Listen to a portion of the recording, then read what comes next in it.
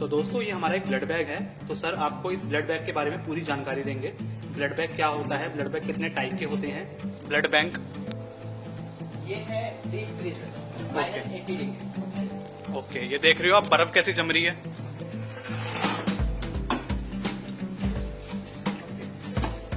ये हमारा क्रायोफ्यूज सेंट्रीफ्यूज है, इसमें हम ब्लड को सेंट्रीफ्यूज करते हैं। ठीक है, ओके, थर्मोफिशर का है हमारा, थर्मोफिशर का है क्रायोफ्यूज। बेबी यार ब्लड बैंक रेफ्रिजरेटर। हाँ ओके, ठीक है। ये हमारे ए ग्रुप के इसमें रखे हुए, जैसे ग्रुप वाइज कैटेगराइज किया हुआ है। इसका टेम्परेचर होता है 20 to 24 डिग्री। 24 डिग्री।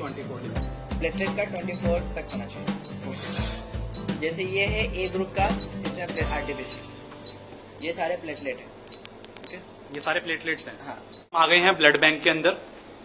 तो ये हमारा ब्लड बैंक है और ये आपको मैं दिखा देता हूँ ब्लड बैंक।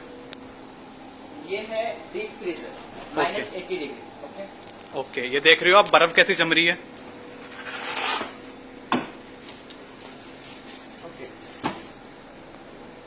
इसमें सारे फ्रीज है। ओके, तो ये हमने क्या फ्रीज कर रखा है इसके अंदर हमने। ये हमने प्लाज्मा कर रखा है, क्रायो कर रखा है, कुछ सैंपल्स कर रखे हैं। ओके,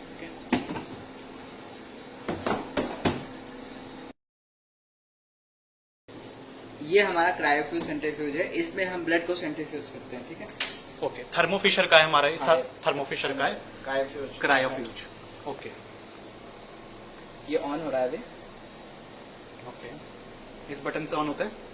यहाँ से बैक है बटन, यहाँ पर ओके, ये ऑन के लिए है।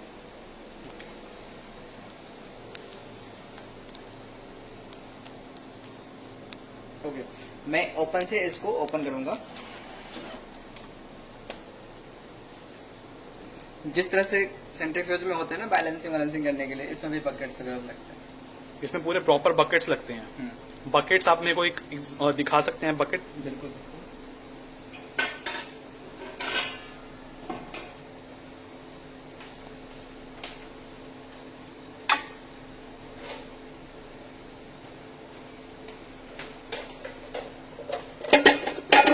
इसके अंदर हम ब्लड डालते हैं। ये हम प्रॉपर देख लेते हैं एक बार कि ये हमारा बकेट है।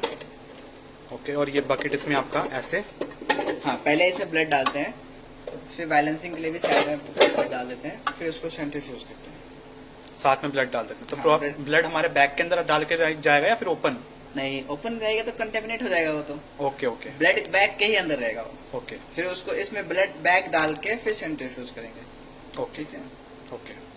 और उसके बाद हम जैसे कर देते हैं ब्लड बैग हाँ, डालने के बाद इसको ओपन से उसको क्लोज कर देंगे।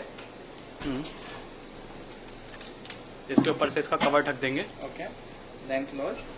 देन इसको प्रोग्राम सेट है। ठीक है, कि आपको क्या बनाना है, किस प्रोग्राम पे क्या घुमाना है। तो ये मैं प्रोग्राम 8 पे घुमा रहा हूँ, जिसमें से मैं प्लेटलेट भी बनाऊंगा और एफएफपी भी बनाऊंगा। तो 3200 आरपीएम पे सेंट्रीफ्यूज होगा 15 मिनट के लिए 22 डिग्री सेल्सियस पे।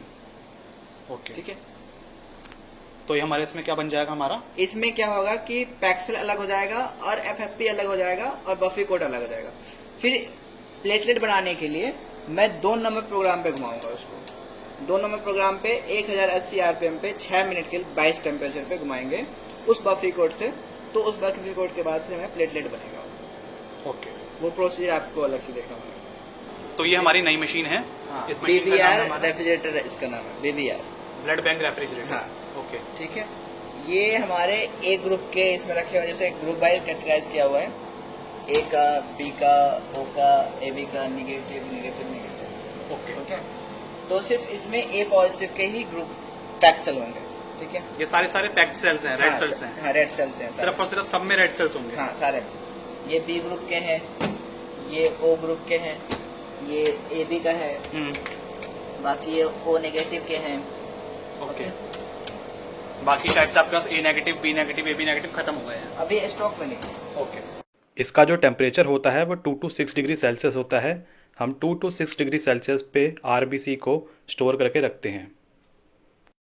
अब हम देखेंगे प्लेटलेट एजिटेटर, जो कि प्लेटलेट्स को हॉरिजॉन्टल मोशन देने का काम करता है। इसका टेम्परेचर होता है 20 to 24 degree 22 24 degree 24 degree. Platelet का 24 तक होना चाहिए। ओके। जैसे ये है ए ग्रुप का, इसमें आरटीपीसी, ये सारे प्लेटलेट हैं। ओके, ये सारे प्लेटलेट्स हैं। हाँ, आरटीपीसी बोलते हैं, random donor platelet concentration. Okay, तो आपको ये दिख रहा होगा A group, B group, O group, A B group. तो इन सब में हमारे प्लेटलेट है। प्लेटलेट। और ये काम कैसे करती है मशीन? ये जैसे एजिटेट होती है, ऐसे मूव करती रहेगी। हाँ, इसको एक agitate बार होती है। दिखाएंगे एक बार कैसे मूव करती है। ये क्लोज करने के बाद हम्म। तो आपकी मशीन देखिए और प्रॉपर्ली इसको प्लेटलेट्स को मूव करती रहेगी। एजिटेट करते रहेगी इसको। ओके। इस क्यों मूव करते रहना पड़ता है इसको? करना पड़ता है इसको लाइफ सेल की, ताकि वो हाँ। उसकी लाइफ खराब ना हो, हाँ। और ये क्लॉटिंग ना हो। ना, इसकी लाइफ स्पेन जो होती है 5 डेज के लिए, ओके। 5 to 7 डेज के लिए। मोस्टली हम 5 डेज तक रखते हैं, 5 डेज से ज्यादा होता है तो डिस्कार्ड कर देते हैं उसको, अगर यूज नहीं होता। ओके। 4 है कॉपटेक का, इसमें हम ब्लड को सेपरेट करते हैं, रेड सेल को अलग करते हैं, प्लाज्मा को अलग करते हैं। ये स्पेसिफिक ग्रेविटी पे काम करता है, जैसे कि प्लाज्मा जो है ऊपर आएगा और रेड सेल जो है नीचे रहेगा, तो रेड सेल को नीचे से अलग कर देगा, प्लाज्मा को अलग कर देगा। जैसे मैंने 4 बैग यूज किया, क्यूवी बैग यूज किया था, उसमें 4 बैग थे, तो रेड जो सैगम बैग था उसमें रेड सेल जाएगा, एक ट्रांसफर बैग का साइन था अप और डाउन का, उसमें प्लाज्मा जाएगा, और एक प्लेटलेट का था, वो प्लेटलेट होगा, और जो मेन बैग होगा उस बैग से हम उसको प्लेटलेट बनाएंगे, थोड़ा सा प्लाज्मा डाल के उसमें, फिर उसको दोबारा 2 नंबर प्रोग्राम पे घुमाएंगे, तो घुमाने के बाद प्लेटलेट अलग कर देंगे। वो जो दूसरा बैग जब बच जाएगा उसको हम बफी कोड बोलते हैं, उसको फिर हम डिस्कार्ड कर देते हैं। बफी कोड जो है अलग होता है, जैसे किसी कैंसर के लिए यूज करते हैं तो बफी कोड यूज करते हैं, कैंसर पेशेंट के लिए ट्रांसफ्यूज करने के लिए कैंसर पेशेंट को बफी फूड। लेकिन इमीडिएट यूज करते हैं, ट्रांसफ्यूज करते हैं, ऐसा नहीं कि आप उसको तुरंत बनाना पड़ेगा। हाँ, तुरंत बनाओ, तुरंत यूज होता है वो, 1 दिन 2 दिन का नहीं होता है, ठीक है। तुरंत बनाओ, तुरंत पेशेंट को जाएगा, बाकी डिस्कार्ड। तो बेसिकली ये मशीन में हम 3 चीज सेपरेट कर रहे हैं, आरबीसी, प्लाज्मा और प्लेटलेट्स। ओके। प्रेशर ये मशीन ओके, तो स्पेसिफिक ग्रेविटी और आपके प्रेशर पे काम करेगा ये। हाँ। तो ये दिख रहा होगा आपको। सेंट्रीफ्यूज जो है क्या काम करता है, स्पेसिफिक ग्रेविटी पे ही काम करता है। जैसे पीआरबीसी का स्पेसिफिक क्या होता है, 1.08 होता है ग्रेविटी पीआरबीसी का, पैक्ड रेड ब्लड सेल्स का। हाँ, तो क्या होगा कि ज्यादा है तो डाउन जाएगा, और एफएफपी का क्या होता है 1.02 होता है स्पेसिफिक ग्रेविटी, ठीक है। तो वो अप आएगा, तो पहले प्लाज्मा को सेपरेट कर देगी, फिर इसके बाद जो है नीचे का जो बैग होगी वो पैक सेल उसको अलग कर देगी नीचे वाले को, फिर इसके बाद जो है उसका आरटीपीसी का ग्रेविटी होता है 1.03। आरटीपीसी बोले तो random platelet concentration. Random platelet concentration. तो प्लेटलेट्स उसके बाद अलग हो जाएंगे, और बचेगा फिर हमारे पास रफ क्या, बफी कोड। बफी अगर किसी कैंसर पेशेंट को यूज करना होगा तो यूज कर सकते हैं इमीडिएटली, अगर नहीं तो उसको डिस्कार्ड हो जाएगा, वो ऑर्डर क्लियर करके फिर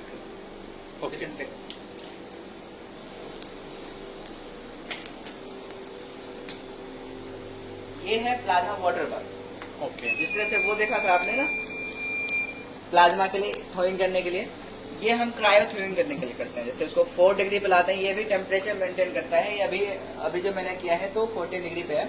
जब ये 4 डिग्री पे आ जाएगा देन इसमें क्रायो एफएफपी डालेंगे इसमें। अच्छा, जो हमने ये फ्रिज देखा था, हाँ, जो हमने फ्रिज देखा था जिसमें हमारा ये बैग थे, ये क्रायो वाले सारे। हाँ, ओके। ये जो है प्लाज्मा है, उसको हम थ्रोइंग कर देंगे, देन इसको हम क्रायो बनाएंगे। ये है क्रायो। थ्रोइंग मतलब पिघलाएंगे ओके। देन उसको 4 डिग्री पे आ जाता है, 4 डिग्री पे लाते हैं उसको, फिर उसको सेंट्रीफ्यूज करते हैं। उसको जैसे एक होल ब्लड डोनेशन होता है तो क्रायो बनाना होता है, तो पैक्सल को अलग कर देते हैं और प्लाज्मा को अलग कर देते हैं। प्लाज्मा को फिर क्या करते हैं हम, उसको 24 घंटे तक या 48 घंटे तक डीप फ्रीज करते हैं उसको, ठीक है, -80 डिग्री में या -40 डिग्री में, ठीक है। आफ्टर 48 घंटे के बाद उसको जो है 4 डिग्री में प्लाज्मा वाटर बाथ में डाल के 4 डिग्री लाते हैं, उसको 12 घंटे तक रखते हैं इसको 4 डिग्री। देन नेक्स्ट मॉर्निंग डे जो है उसको सेंट्रीफ्यूज करते हैं, फिर उसमें से पूरा 2 चीज बनता है, एक क्रायो बनता है, एक सीपीपी बनता है, ठीक है। उसमें 2 चीज बनता है, एक क्रायो और सीपीपी। सीपीपी को हम बोलते हैं क्रायो पुअर प्लाज्मा, मतलब कि उसमें से पुअर है, वो प्लाज्मा जो है बिल्कुल पुअर है, क्रायो निकल चुका है, ठीक है। जैसे किसी को लीवर ट्रांसप्लांट के लिए किसी को होता है तो मोस्टली क्रायो। सिर्फ क्रायो क्रायो। हाँ क्रायो क्रायो। और जो सीपीपी होते हैं जैसे कि एल्बुमिन का मेडिसिन बनता है ना, तो सीपीपी से ओके और एफएफपी से बनता है। ओके। ये कौन सा रूम है? ये टीटीआई लैब है।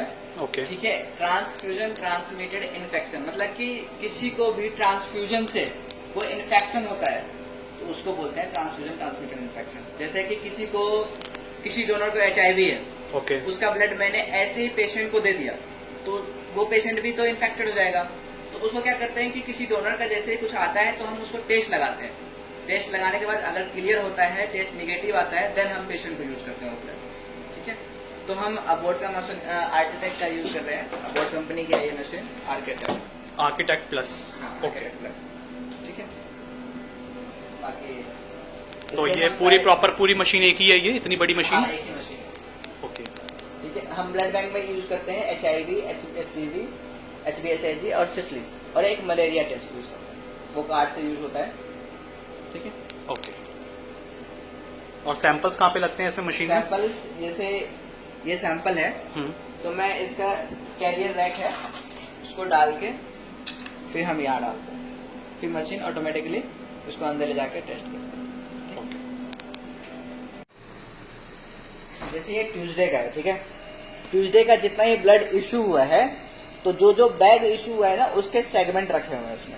ओके, बैग का अपने पीस काट के रख दिया। हाँ, ताकि अगर पेशेंट को कोई रिएक्शन होता है तो फर्दर वर्क के लिए हम रखते हैं, ताकि चेक करें सारी चीज के निगेटिव था, क्या था, नहीं था, क्या ग्रुप था, क्रॉस मैच कैसा इन था। Any case. हाँ, इन एनी केस तो हम अपने तरफ से रखते हैं इसे। ओके, तो आपने हर डे के रख रखे हैं? हाँ, हर एक day फ्राइडे, के, हर एक day के। सैटरडे, ये आपका थर्सडे, मंडे, वेडनेसडे, तो हर एक डे के आप सेगमेंट्स रखते हैं। हाँ, और ये आज कब तक के रखते हैं आप?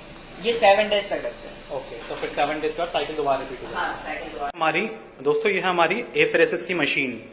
सर आप इसके बारे में थोड़ा सा बताइए। ओके, ये है एफआईएसएस, उसको इससे ऑन करेंगे। ये है कॉमटेक का, मतलब फ्रिजनेस कंपनी की ही है, इसको कॉमटेक बोलते हैं। ओके। इसमें प्लाज्मा डोनेशन भी हो जाता है, प्लेटलेट डोनेशन भी होता है, स्टेम सेल भी हो जाता है। मोस्टली ये ऑलराउंडर है, सारे प्रोसीजर इसमें हो जाते हैं, स्टेम सेल वगैरह लिक्विड सारे चीज हो जाएंगे इसमें। ठीक है, ये प्रोग्राम सेट होता है प्लेटलेट 5DS में। ठीक है, बाकी इसके जो किट आते हैं, किट लोड करना पड़ता है, किट लोड करके फिर प्रोसीजर स्टार्ट होता है। इन सब में हमारी किट्स लोड होती हैं? हाँ, सारे किट लोड होंगे, सारे इन सब में और साथ में नीचे भी होती है। ओके, तो इन सब में इसके हमारी अंदर सेंट्रीफ्यूज होता है। ओके, इसके अंदर सेंट्रीफ्यूज होता है। फिर वो सेंट्रीफ्यूज हो गया ब्लड बैग में प्लेटलेट को अलग ट्रांसफ्यूज करता है। ये चैम्बर है, इसमें भी किट को लोड करना पड़ता है, फिर इसके अंदर सेंट्रीफ्यूज के अंदर सेट करते हैं इसको। ओके। जैसे इसमें सेट करने के बाद इसको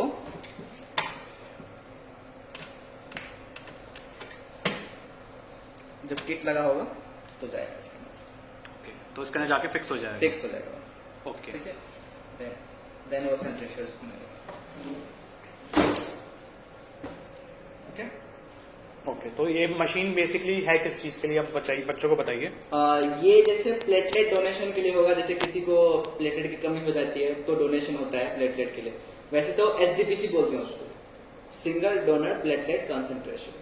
ठीक है, जैसे पहले क्या था, कोविड में चलता क्या था कि प्लाज्मा चलता था, प्लाज्मा तो इसी मशीन से होता था, प्लाज्मा जो निकलता था कोविड प्लाज्मा। आप पेशेंट की बॉडी से हम होल ब्लड नहीं निकाल रहे? नहीं निकाल रहे, हम क्या करें, सिर्फ पेशेंट से प्लेटलेट निकालेंगे, बाकी जो ब्लड है वो बॉडी के अंदर वापस रिटर्न चला जाएगा। प्लेटलेट निकाल लिया, अगर आरबीसी निकालनी है सिर्फ तो आरबीसी सिर्फ निकाल, आरबीसी निकलेंगे। प्लाज्मा चाहिए तो सिर्फ प्लाज्मा निकलेंगे। निकलेगा। जैसे किसी को स्टेम सेल निकालते सिर्फ स्टेम सेल ही निकलेंगे, बाकी कुछ नहीं निकलेगा। ओके, वो भी ब्लड से ही निकाल लेंगे? हाँ, ब्लड से।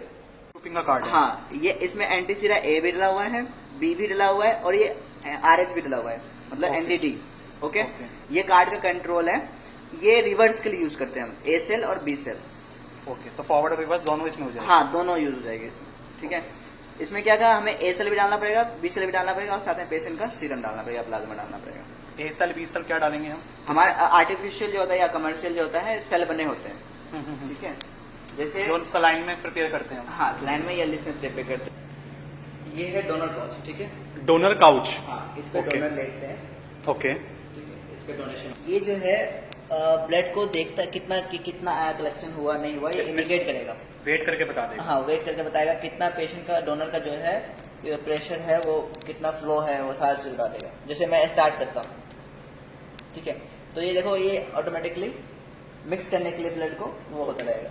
ये कितना ml हमें चाहिए, 450 ml, कितना ml आ गया, ठीक है, ये फ्लो कितना है पेशेंट डोनर का, और ये टाइम इंडिकेट करेगा कि कितने मिनट में ये डोनेशन हो गया है, ठीक है। तो दोस्तों ये हमारा एक ब्लड बैग है। तो सर आपको इस ब्लड बैग के बारे में पूरी जानकारी देंगे। ब्लड बैग क्या होता है, ब्लड बैग कितने टाइप के होते हैं। तो ब्लड बैग आपका बेसिकली वो होता है जिसमें हम ब्लड को कलेक्ट करते हैं पेशेंट से लेके। ओके, ये है ब्लड एज बैग जो है फिजनेस कंपनी की है, ठीक है, ओके। फिजनेस कंपनी के। ये बैग मैं यूज कर रहा हूँ क्यूवी बैग।